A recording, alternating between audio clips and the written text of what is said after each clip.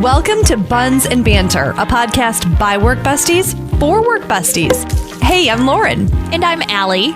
We're both morning show hosts for iHeartMedia. And we're live in 3. We're both millennials. And we're both trying to figure out how to build the lives we dream about. Dating. Marriage. Career. And being a mom. How to get through a week without crying. Welcome to Buns and Banter.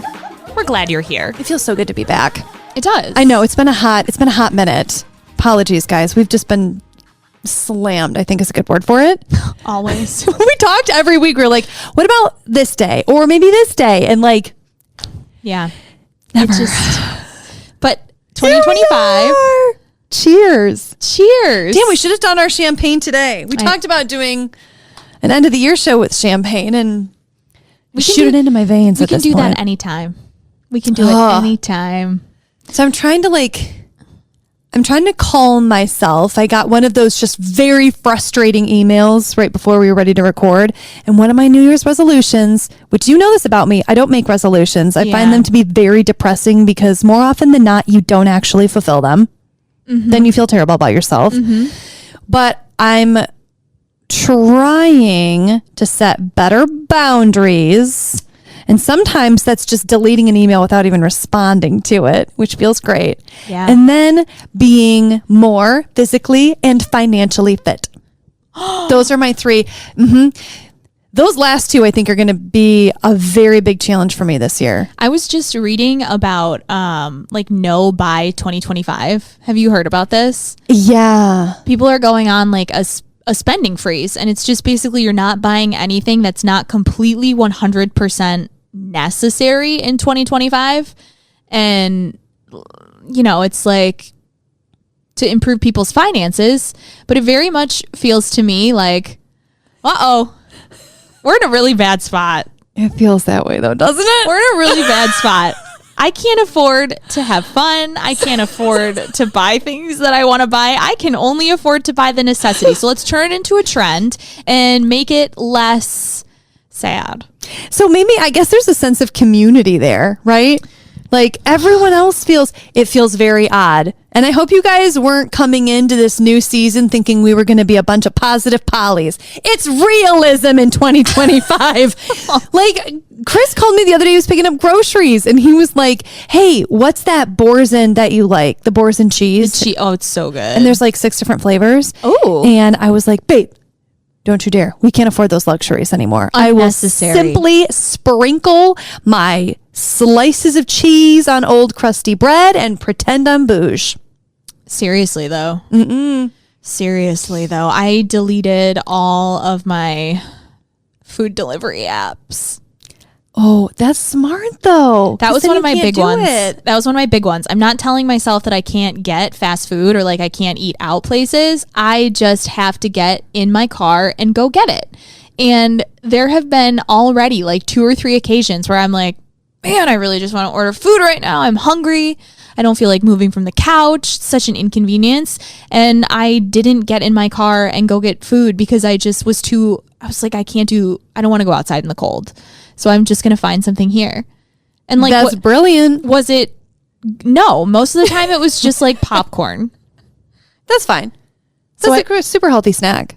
Yeah. But we'll see how it works out because now when I am at the grocery store, I find myself buying things that I don't normally buy. Like now I'm stocking up and I'm like, I should probably have some ice cream in the freezer because I'm not going to be able to order it if I want it at some point in the future. Little treats. Or candy. I can't tell you the last time I bought candy, and I bought like sour ropes and like licorice. Ooh. And like I never have that stuff. Mm-hmm. And now because I know that it's there, now I'm eating it. We're also getting into like, I read this fabulous article and it was from a psychologist. So I feel like it's pretty legit.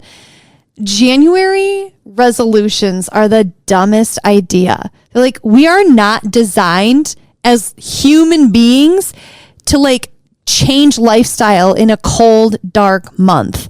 They were like, this is a time of rest and reset, but not in the ways of like forcing yourself to do something.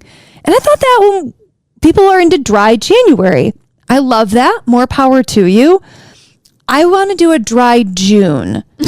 Like, No. I don't, but I think I could do better at it. Like, you could, a mocktail on the deck seems so much better to me than like a mocktail under a blanket watching Bravo in the dead of winter when it's cold and dark at 6. I am doing dry January. I knew it. You're so good at that stuff. And I wasn't planning on it. It didn't even cross my mind, but I was catching up with my friend Angie over the weekend, and she was like, do you want to do dry January with me?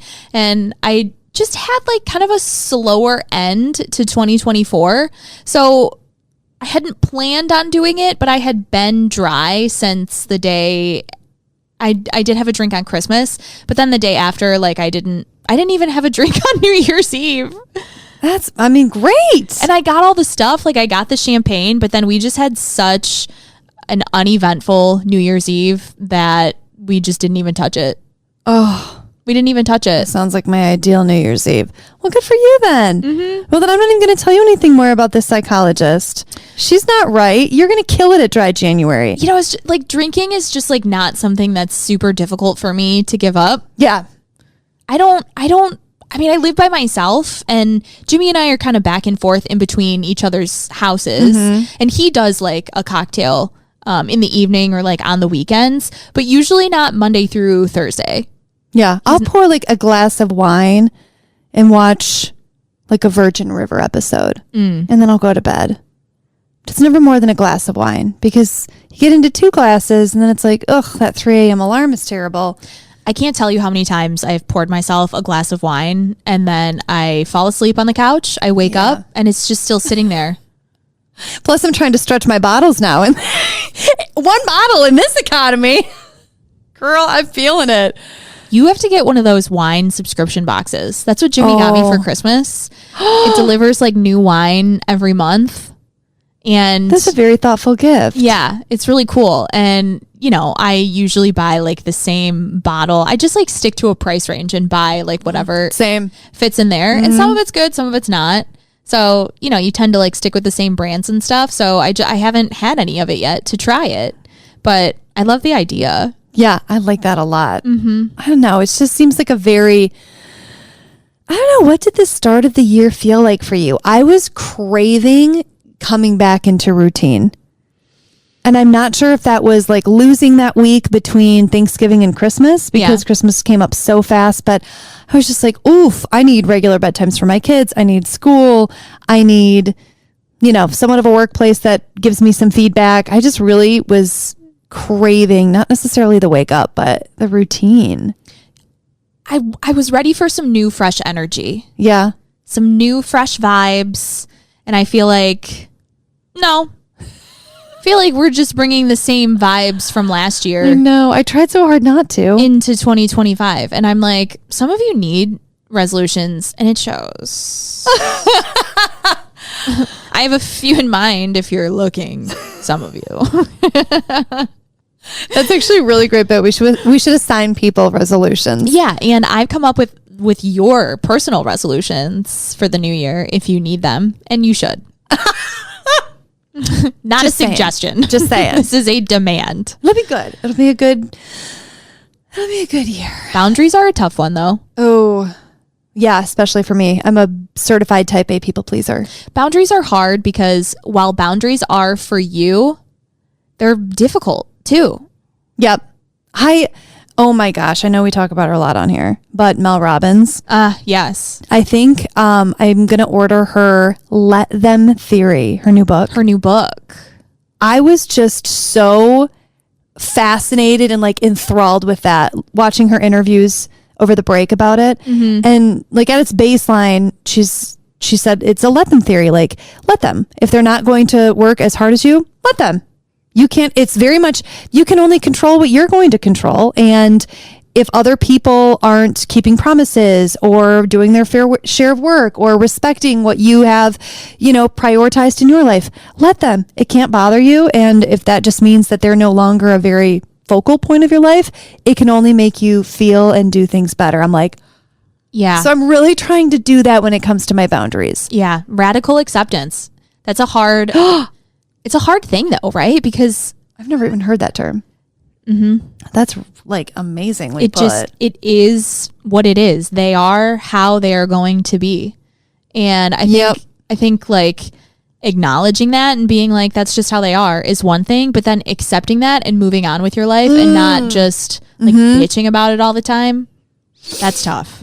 That's tough. I do love bitching. I do love a good vent. Oh, you know? oh my God. Talk about over a glass of wine, like, saddled up to a cute little bar and you're just like, can I be a bitch for a minute? Ooh, say less. Oh, Let's yeah. vent. Yeah.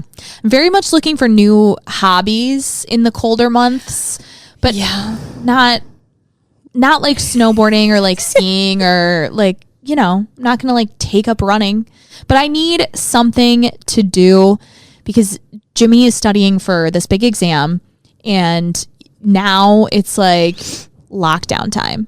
Like it is free time is study time. Stay disciplined. And he's very disciplined and he's very dedicated. And I give him a lot of credit for that because it's like almost like he's back in school. And I don't think I'd be able to do it. Wow. But I like need something to feel productive while he does that because I can't just like keep sitting on the couch and scrolling through social media while he like studies. It makes me feel bad about myself. I feel like I hear it. Yep. If we're doing it together and he's also couch rotting, it's totally different. It's totally fine because then I feel like we're spending quality time together. But when it's just me doing it and there's someone else in the house and I know they're doing something productive, I'm like, I'm bad. You know what? One of my brothers got my sister-in-law for Christmas a little crochet kit. They're super cute. He found it on Etsy and it's like beginner stuff and it's just like something in one sitting. It's not like, but she made like a little, I don't even know how to describe it. It was like a little pocket lizard. But then what does she do with it? It's supposed to be, I don't know. I think it's supposed to be stress relieving. Yeah. It's cute. Yeah. Give it to your nieces or your nephew. Oh, that's a good idea. It's supposed to be great for mobility, great for brain health. Yes. I do knit. Do you? I didn't know that about you. My grandma taught us all to knit when we were young, and she attempted to teach us how to sew. I'm not as good at sewing as I am at knitting, but I can knit. That is very impressive. Okay, so fuck it. Forget the crocheting. Let's move on to something else. Well, no, because I don't know how to crochet. I think it's similar to knitting. You just have a different hook. Yeah, it's definitely different, and you can make like different stuff. So crocheting is out because you already know how to knit. No, I don't think it's out, but I said that I wasn't really interested in like reading more. Okay. Because what about coloring stress books? Oh, maybe. I do like to color and I do like to paint, but I like these to be like kind of portable. Yeah. Oh yeah. You show know? up like a Bob Ross with your easel and everything. Sometimes I'm at my house, sometimes I'm at Jimmy's house and like taking everything like back and forth. Because that's what I'm trying to avoid. Right. Is when we kind of like camp out at each other's house for the weekend. So like I'll go to his house for the weekend and we don't live far apart. We live 15 minutes apart. So really going back and forth is more of a minor inconvenience than it is an absolute no-go. It's just kind of annoying to go back and forth. Like, okay, I'm going to go to my house and do some laundry and like do some stuff and then I'll come back. And it's like, okay, well, if I do that once, maybe twice in a day, that's an hour in the car. Oof. Well, we don't like that. You know? Yeah. Short trips, But 15 minutes, but it adds up. Right. So I don't know. I'm looking for something that I can do primarily at his house because he doesn't study a ton at my house. I wonder what like a top hobbies of 2024 are. A lot of people were suggesting books, which cooking. Oh no. I would have said the same thing. Gardening and landscaping. Oh, what if you put like a little... I can't do that in the winter. Indoor garden at his house. Indoor garden at his house. Hey, coming in, not moving in, but my garden is. Some herbs. Oh, pickling. He does love pickles. You can pickle almost anything according to Google. But yeah. Candle making. Who are these people that answered this? Who is that? These are like people without jobs. Like what are what are your hobbies? What do people do to fill their free time? Right. I guess I just assume everybody either scrolls or watches stuff. I watch stuff. I'm so terrible. I wish I had a better answer, but I'm like, either there's a new serial killer documentary, I'll throw my comfort show on, or there's like a virgin river, right, where you can kind of pay attention and it's mushy, but whatever, it's fine. Mm-hmm. I have nothing to offer. I hate when people ask you that too. I just got a message on my TikTok the other day that was like, just out of curiosity, right, trying to learn more about me. And they're like, so outside of like work and family, what do you do? Is there a time left? That response. My nap. Yesterday took a pretty killer one. Mm-hmm. I have no answer to that question. Yeah. I do. One of the things that I'm for sure I'm going to start a puzzle. I'm going to do a puzzle at his house. That's a good idea. He's going to make fun of me, but that's okay. There's some great puzzles though. Yeah. And I don't know how somebody did a puzzle. It's like just stimulating enough where it can keep your attention for probably like a solid hour. Mm-hmm. And you might need to take some breaks. So like maybe you can stretch it into 2 hours. My friend did 12 puzzles last year. She did a puzzle per month. That took her on average, like all time put together, like 2.5 weeks. She does like intense puzzles. She loved it. And I think it's really good lowering your risk of Alzheimer's and dementia. Yeah, we like that. We like that. We have to think about that now. We're of age to start. I know. Being more concerned about our longevity. You still got some time. Girl, I am staring 40 down the barrel and I am nervous about it. Why? Because I feel like my body's already fallen apart so much. And that's 90% on me. Mm-hmm. I don't do what I should do. But I just feel like at 40... Do you remember that first Harry Potter movie, Chamber of Secrets? Yes. Or Sorcerer's Stone? Sure. And his hands touch the guy and he just crumbles to sand. I think that's what's going to happen in my 40. I think if my body's just going to give up, it's going to be like, girl, you didn't do anything the first 40. I think that you and I, just with the nature of our job, I think that we are more active than we realize. And I think it's I think it's inactivity that really kind of starts you down a path you can't return from. But I also just told you, when people ask what my hobbies are, I say napping. I don't know if I've got...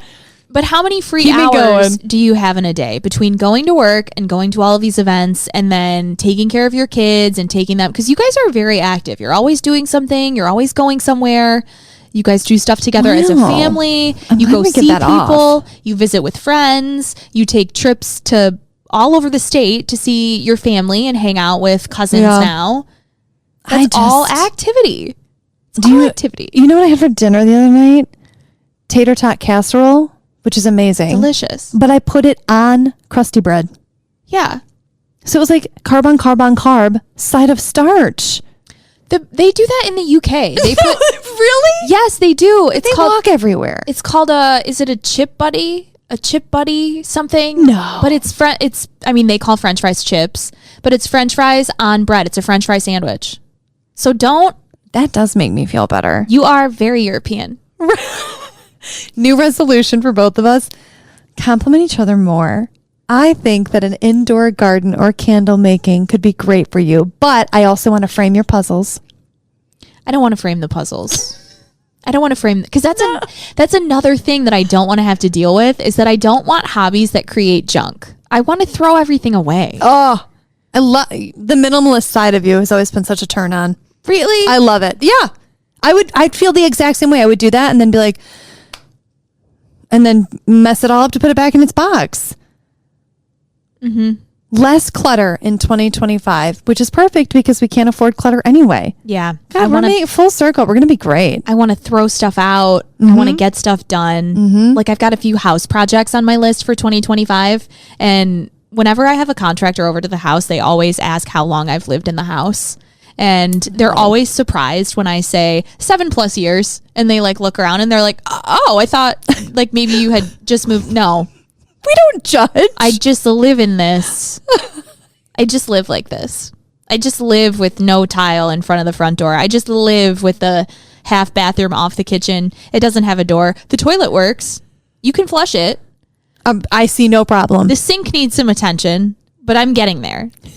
I had to call my friend Renee and be like, these are the 3 projects on my list for the year.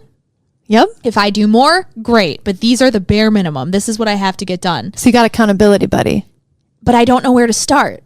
I've narrowed, but like which one, where do I start? So she was like, you know what? I'm just going to decide for you. You're going to start at the front of the house and you're just going to work your way back. Oh, I like that.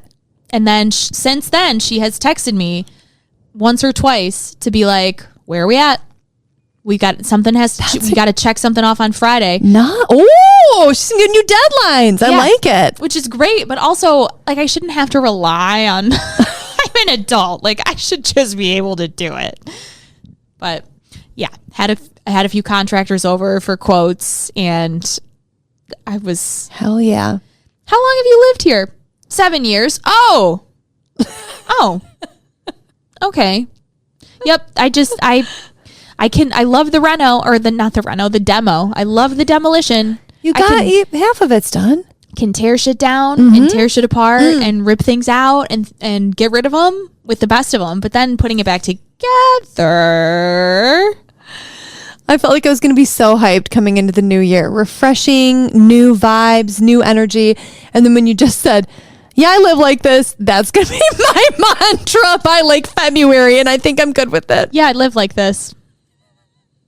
I really do. Happy 2025.